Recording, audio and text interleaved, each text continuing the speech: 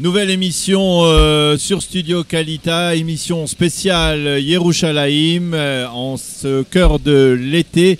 Une émission dans la série des émissions que nous avons proposées cette semaine. Une émission au cours de laquelle j'ai le plaisir d'accueillir l'un des candidats au poste de maire de Jérusalem, Ofer Berkovitch. Ofer Berkovitch, shalom. Shalom, bonjour, enchanté. Enchanté, on peut dire parler un petit peu en français avec lui, surtout parce que Ofer est marié avec Dina Berkovitch Amselem ou Amselem Berkovitch, Dina Shalom, parce que vous parlez parfaitement français puisque vous êtes française d'origine. Bonjour, oui, tout à fait. Voilà, alors nous allons discuter ensemble en français et en hébreu et essayer de faire passer les messages qui vous sont importants de faire passer aujourd'hui dans le cadre de cette émission, alors que nous sommes à, on va dire, 75 jours, un peu plus de 2 mois des élections municipales ici à Jérusalem. À Sheila Rishona, שאני רוצה לשאול אותך, עופר, הסקרים האחרונים הם די חיוביים, די טובים. אנחנו רואים שאתה מתמקד על יד אישיות כמו זאב אלקין וכמו יוסי דויטש, שאנחנו עוד לא יודעים אם הוא יתמודד לעירייה. אבל זאת אומרת שאתה מתקדם בכיוון הנכון, אבל אתה נשאר לא שענן ולא רגוע, זאת אומרת, ממשיך להיות ממוקד במשימה. כן, בהחלט. אני חושב שהיום לא רק מתבלט ליד, אלא מוביל. בסקרים מסוימים אני מוביל היום על פני כל שאר המועמדים האחרים. אין ספק שהמועמדות של יוסי דייטש שהוא חרדי, והוא מייצג בעיקר את המגזר החרדי, צריכה גם לייצר הבנה בציבור הציוני הכללי שחייבים להתגייס ולהתאחד סביב מועמד אחד.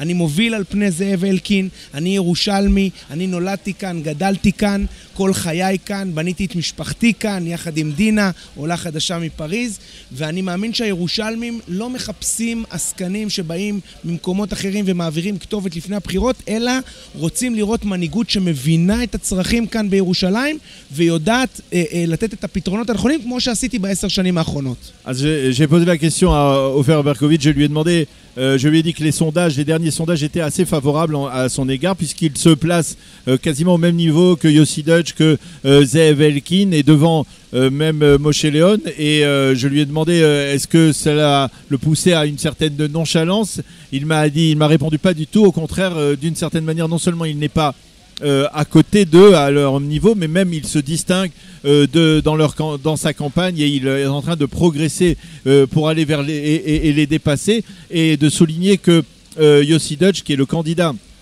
du monde Haredi, bien représente le monde Haredi, mais il n'est pas certain qu'il se présente, et que lui est un habitant de Jérusalem, que c'est lui qui vit ici à Jérusalem. Il n'est pas une pièce rapportée comme dit-il d'autres candidats comme Zeev Elkin ou comme Moshe Leon.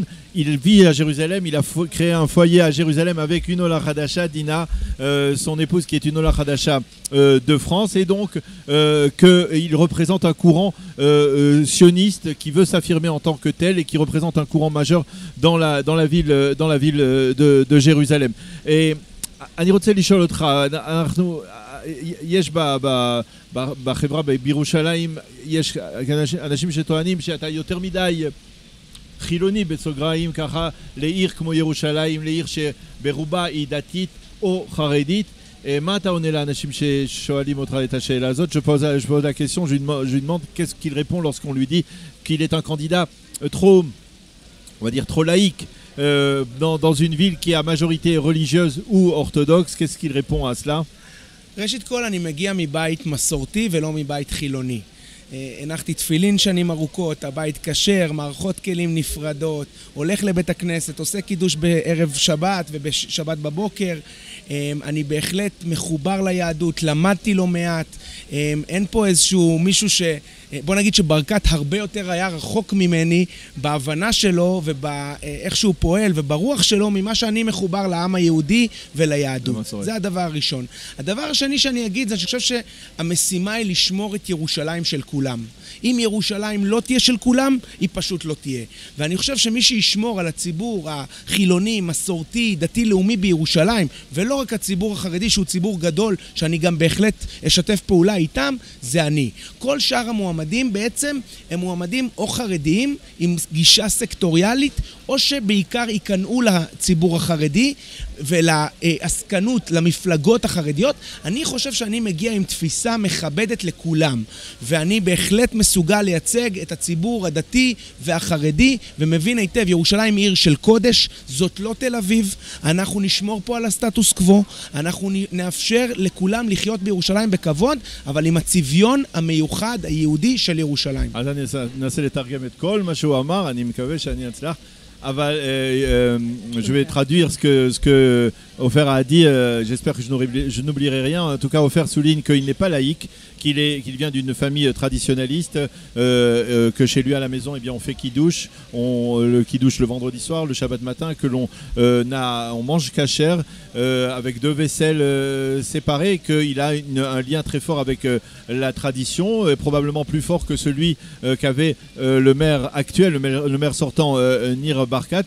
Mais son atout, eh bien, c'est d'être le représentant de tous les secteurs, de rassembler l'ensemble des secteurs, des composants de la société israélienne et de ne pas être le représentant d'un seul secteur, comme le sont peut-être certains des autres candidats. Il pense qu'il a la capacité de rassembler autour de sa candidature, de respecter et de comprendre. Il a la capacité de comprendre que Jérusalem, c'est une ville religieuse, une ville de sainteté qui doit avoir un cachet tout à fait particulier et qu'il est capable de préserver ce cachet tout en rassemblant l'ensemble des composants de la ville de Jérusalem. Je voudrais, Tarjeli, אני אדבר קצת עם אשתך, כי בוודאי, לא סתם הבאנו את דינה לפה. Un peu avec Dina. Dina, la question que l'on se pose d'abord, faire une alia, s'installer alors que l'on est avocate, s'installer en Israël et trouver, on va dire, un véritable le prince charmant, la personne d'un candidat qui est déjà investi, qui est déjà depuis maintenant 10 ans à la mairie, qui s'est investi pour la ville de Jérusalem. C'est quand même tout à fait exceptionnel. Comment ça s'est passé? Juste un mot, comment vous avez rencontré Ofer? On s'est rencontrés à une conférence que donnait un politicien. Je m'y suis rendue avec une amie il y a 6 ans. Il y a 6 ans, et je m'y suis rendue avec une amie, et Ofer est venu à cette conférence, et il s'est avéré qu'il la connaissait, puisqu'ils avaient étudié ensemble au lycée. Et de fil en aiguille, the rest is history, comme on dit. Ouais, c'est connu. Alors concrètement, vous avez choisi d'embrasser la carrière, on va dire, vous avez votre carrière professionnelle propre, ouais. Mais vous êtes bien entendu très investi dans la campagne, dans sa carrière, la carrière politique d'Ofer.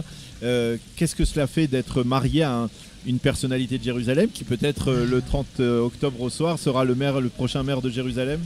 Il y a d'autant plus de chances qu'il le sera, parce que tout à l'heure Ofer disait qu'il travaille dur, non pas pour essayer de dépasser Elkin, mais parce que d'après les derniers sondages, et on parle de 5 ou 6 sondages commandés par différents partis et faits par différents organismes, Ofer mobile. Ouais. Ofer est en tête dans les sondages. Le dernier sondage qu'il y a eu hier sur Arutz Time, c'était Deutsch, Ofer, Elkin, Moshe Leon Bian dans un mouchoir de poche. Et au second tour, Ofer gagne contre Deutsch. Voilà, Ofer gagne dans les 2 cas de figure, face à Deutsch si Deutsch se présente, et face à Elkin. Non, là c'était Deutsch, Ofer, Elkin, Moshe Leon, et après au deuxième tour, puisque Ofer et Deutsch étaient les 2 premiers du sondage. Alors la question après, c'est second tour, donc c'est Deutsch contre Ofer, et là Ofer gagne contre Deutsch. Mais il ne se repose pas sur ses lauriers. Alors je vous pose la question, qu'est-ce que ça fait de vivre avec donc on me demande souvent si c'est pas l'enfer d'être la femme d'un candidat, la femme du prochain maire de Jérusalem. Oui, mais disons qu'en tant qu'épouse, si c'est pas difficile. Ouais. Et en fait, j'ai 4 anecdotes qui, je pense, aident à comprendre plus de quoi il s'agit. La première, c'est quand j'ai été avec Ofer la première fois à Paris. On s'est trouvés dans les jardins du Tuileries avec le Louvre d'un côté, la rue de Rivoli de l'autre, derrière nous la Concorde et Orsay sur la droite. Et je lui dis, tu vois comme c'est beau, n'est-ce pas sublime? Et lui, il regarde, et avec un air un peu rêveur, me dit, oui, c'est très beau, Aval, Ein al Yerushalayim. Ouais. J'ai dit, allez, on remballe tout, on va rentrer à la maison, ça sert à rien, je vais plus nulle part avec toi. Il est fou de Jérusalem. Il y a des femmes qui sont un peu jalouses en se disant que mon mari regarde trop les autres femmes. Moi, si je dois être jalouse de quelque chose, c'est de la pierre de Jérusalem. Et c'est sincère. C'est une rivalité assez solide. Mais il faut avoir ça dans les veines et dans son âme pour faire ce que lui et Itorerout font depuis 10 ans. Et justement, la deuxième anecdote, c'est de dire que quand parfois c'est difficile, il n'est pas à la maison, on se voit très peu. Il y a beaucoup de réunions à la maison et j'entends les gens d'Itorerout parler. Et il faut comprendre que Itorerout, c'est un parti politique au sein duquel, dans mon salon, il y a des gens de Avoda jusqu'à Beit HaYehudi, y compris des Haredi Ovdim, qui sont assis ensemble. Il n'y a jamais eu, je suis témoin de ça depuis 6 ans, un mot plus haut que l'autre. Il n'y a jamais eu de désaccord. Parce qu'ils travaillent ensemble pour le bien de Jérusalem. Et donc quand je vois ça, je passe, ils ont les larmes aux yeux quand ils parlent de Jérusalem. Et à ce moment-là, je me dis, si ce n'est pas ces gens-là qui font ça, qui peut le faire? Qui peut le faire aussi bien que personne? Pas quelqu'un qui vient du gouche et qui est parachuté ici et qui conserve son job à la même chala en se disant au pire je perds et qui avoue lui-même que s'il perd aux élections, eh bien il retournera vivre dans le gouche. Et pas quelqu'un qui vient de Givataïm et qui ne connaît absolument rien à la ville. Je pense que Kikar Muzika, il ne sait même pas où ça se trouve. La troisième anecdote, c'est une anecdote qui parle plus de la chita, de la manière de travailler d'Ofer. Il y a 5 ans, il est devenu Sgan Rosh Haïr. On était de jeunes mariés. À minuit, le téléphone sonne et je vois Nir Barkat écrit sur le téléphone. Alors je lui dis, mais Ofer, c'est le maire, il faut répondre. Il répond et la conversation est la suivante. Oui, Nir, oui, je sais. Je t'ai dit quoi faire. T'as pas été avec ça, tu m'as pas suivi. Qu'est-ce que tu veux que je te dise? Il raccroche. C'est trop tard. Il raccroche, je dis, mais qu'est-ce que c'est que cette conversation? Il me dit, il y a un terrain entre Beit Vagan et Ramat Sharet qui est vide et qui appartient à la municipalité. Et la mairie a décidé qu'on allait y construire des centres communautaires. Et moi, j'ai dit à Nir, c'est une magnifique opportunité. Donnons immédiatement la moitié aux Haredi de Beit Vagan et la moitié aux Chiloni de Ramat Sharet. Donnons-leur avant qu'il y ait une crise pour ne pas créer de conflit entre les populations. Saisissons l'opportunité de ne pas créer de moments de haine. Barkat, pour une raison obscure, a tout attribué à Beit Vagan. Forcément, les électeurs de Ramat Sharet se sont fâchés et il a donc suivi ce que Ofer lui a dit, a donné moitié-moitié. Mais Ofer me dit, je suis triste parce que c'est trop tard. Parce que celui à qui on a pris la moitié en veut à celui qui l'a reçu et celui qui ne reçoit que la moitié aujourd'hui est déçu, pense qu'il aurait pu tout recevoir. Et c'est exactement comme ça que Ofer travaille. C'est sa vision de Jérusalem. On ne prend pas de l'un pour donner à l'autre et on rassemble et on évite les moments de haine. Et la dernière anecdote, et je terminerai avec ça, c'est quelque chose de beaucoup plus personnel. Quand on a organisé le premier Chug Bait avec des francophones, une amie psychologue a publié sur son groupe WhatsApp, qui réunit des centaines de femmes de Jérusalem, elle a recommandé d'aller au Chug Bait pour entendre ce qu'avait à dire Ofer. Elle ne les a pas encouragés à voter pour Ofer, allez-y et écoutez. Et directement, une femme répond, surtout pas Ofer Berkovitch, il est anti-religieux, il veut ouvrir tous les canyonim à Shabbat. Alors moi, Dina, ça m'a fait mal. Ça m'a fait mal parce que cette femme parle de mon mari, de sa sphère privée, anti-religieux. Elle ne sait pas ce qui se passe dans mon foyer. Elle ne sait pas à quoi ressemblent mes fêtes. Elle ne sait pas à quoi ressemble notre vendredi soir. Et elle porte un jugement d'anti-religieux sur son mari. Et de dire qu'il va ouvrir les canyonim à Shabbat, c'est faux. C'est faux. תשמע, עופר, אני שמעתי עכשיו את דינה, אני לא יודע... אם יש הרבה מה להוסיף. אני לא יודע, אני יכול לשחרר אותך, היא מגינה לך ומדבררת אותך בצורה מצוינת, וצרפתית. אין לי ספק. היא מבינה, היא יודעת לייעץ נכון. אני מבין שאתה גם קצת מבין מה שהיא אומרת, וזה חשוב. אני רוצה לשאול אותך, אתה לפני 10 שנים, התעוררות התעוררה, העירה את ירושלים. נכון. מה סוד ההצלחה של התנועה הזאת? אני חושב שאנחנו מחוברים מאוד לשטח בירושלים, שאנחנו יודעים לדבר עם אנשים בשפות שונות, עם האנגלוסקסים, עם הניואנסים שלהם במושבה הגרמנית, ועם היציע המזרחי של ביתר, ועם אנשי השכונות, ועם החבר'ה מרחביה, כל אחד עם מה שחשוב לו. אנחנו ירושלמים, גדלנו פה, אז אנחנו יודעים גם לשלב עולמות שונים, מזרחים ואשכנזים. תראה את הרשימה של התעוררות הבאה, 50% מזרחים, 50% אשכנזים, 50% דתיים, 50% חילוניים, נשים, גברים, מבוגרים, צעירים, עולים, נציגות בחירה לעולים בתוך התעוררות, דני לוז, הנציג הבכיר, סברינה בקהילה הצרפתית, סברינה מויז קסטרו שמצטרפת אלינו ויכולה לעשות עבודה מצוינת ולהיות גם מבחינתי מאוד מאוד קרובה אליי, לייעץ ולהוביל את הקהילה הצרפתית מולי כראש עיר בירושלים, ואני חושב שהתעוררות מאוד מאוד פתוחה להביא את השכל של הרבה מאוד אנשים.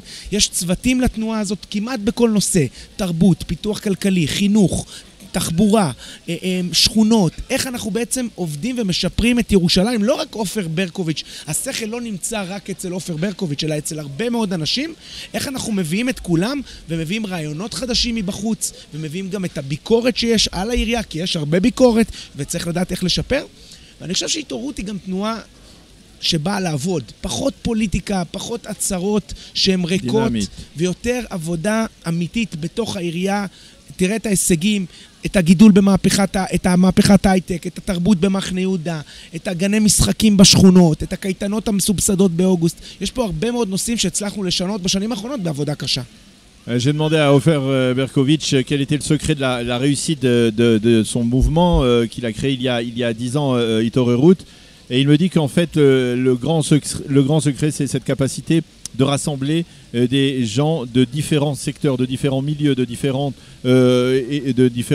communautés, que ce soit des religieux, des sionistes religieux, des orthodoxes, des gens plus laïcs. L'objectif, c'est de travailler main dans la main, ensemble, pour le bien de Jérusalem. Toutes les composantes donc de la vie, de la société de Jérusalem, des habitants de Jérusalem, tous unis dans des multiples domaines. Et notre réussite, c'est beaucoup plus notre action que nos paroles, que nos déclarations. Ce sont essentiellement nos actions, les actions que nous avons réalisées par notre présence à la mairie, au sein du conseil municipal. Cette action dans les différents domaines, dans les différents domaines de l'éducation, dans le domaine social, dans le domaine de la culture, et avec la participation de militants francophones comme Dani Luz, comme Sabrina Castro-Moïse, qui se sont joints à nous depuis le début. Et Dani Luz, c'est un ami, et Sabrina aussi. Dani Luz, aujourd'hui, est membre du conseil municipal de Jérusalem sous l'étiquette de Itoroerut. C'est grâce à des gens comme eux que l'on a pu développer des projets. בנוגע לקהילה הפרנקופונית, אנחנו מבינים, אנחנו רואים, אנחנו יודעים שדן מייצג את התעוררות במועצה.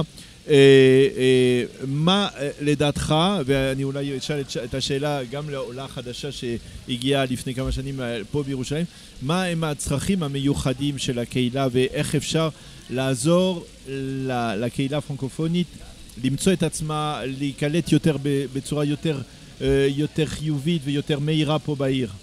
אז א', אני חושב שזה התעסוקה, כי בסוף אנשים עוברים ממדינה אחרת, יש קושי גדול לדרך השפה ולהשתלב במקומות עבודה. אין לך את כל הקשרים שהיה לך כשהיית בצרפת או בפריז, ואנחנו צריכים לעזור לעולים להגיע למשרות מצוינות ולהקים עסקים ולהשתלב פה. 2, זה החינוך, זה מאוד חשוב לכל המשפחות, בטח שאתה עובר באמצע החיים למקום אחר לגמרי, איך לבחור את המערכת חינוך הנכונה. אנחנו צריכים להנגיש את המידע, אנחנו צריכים לעזור לעולים להבין איך הם משתלבים במערכות החינוך בירושלים.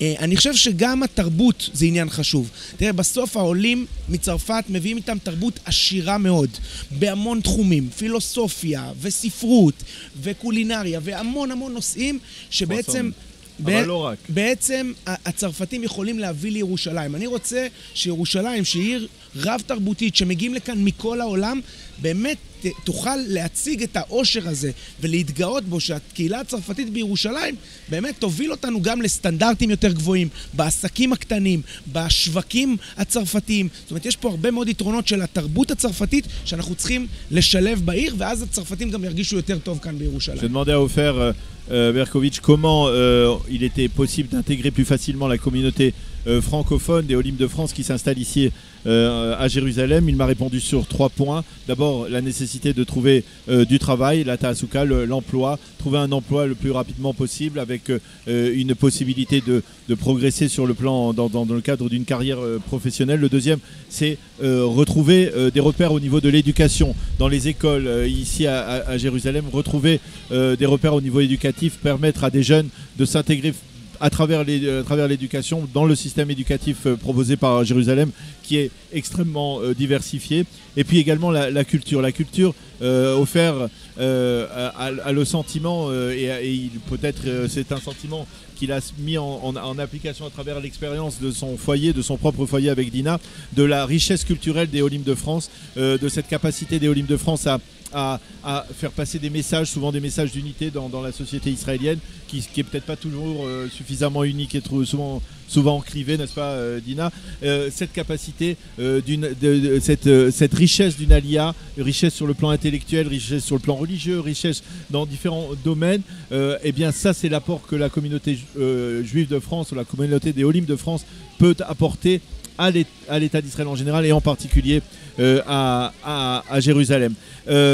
אני רוצה, זאת אומרת, יש לי הרבה שאלות שאני הייתי רוצה לשאול אותך, אני חושב שתהיה לנו הזדמנויות אחרות עם התקדמות הקמפיין לקראת הבחירות, אבל היות אתם שניכם הגעתם וזה, היום מאוד רוצה שיהיה קצת נגיעה אישית. אני מאוד רוצה לדעת איזה מקומות הם המקומות האהובים עליכם פה בירושלים. מה, כשאתם מטיילים, כשאתם צועדים, הולכים, איזה מקומות מרגשים אתכם?